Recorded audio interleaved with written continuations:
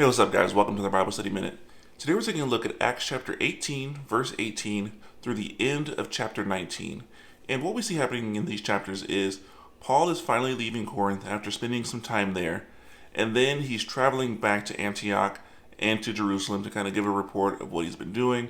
And then we see him not too long after that, going back out to continue strengthening the churches and the disciples and preaching the gospel.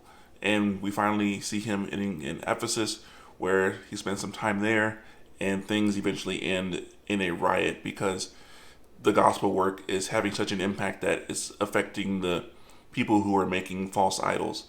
And so that's where we see things. But then there's a brief aside in the beginning of chapter 19 where we see Apollos in Ephesus.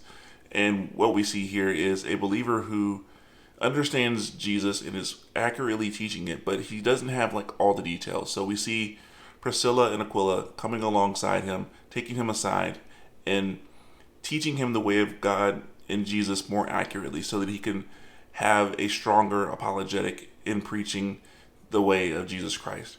And this is really the main takeaway, because as disciples, we need to be those who are willing to come alongside other believers to strengthen them in their faith and build them up where they're lacking. But at the same time, as disciples, we need to be people who are receptive to that kind of correction and teaching, so that we can know that we don't have it all, we don't understand it all. There's always going to be something for us to learn new about the scriptures, and someone further along in their faith is going to be able to teach that to us. So we need to be both receptive to that and also open to teaching others as well.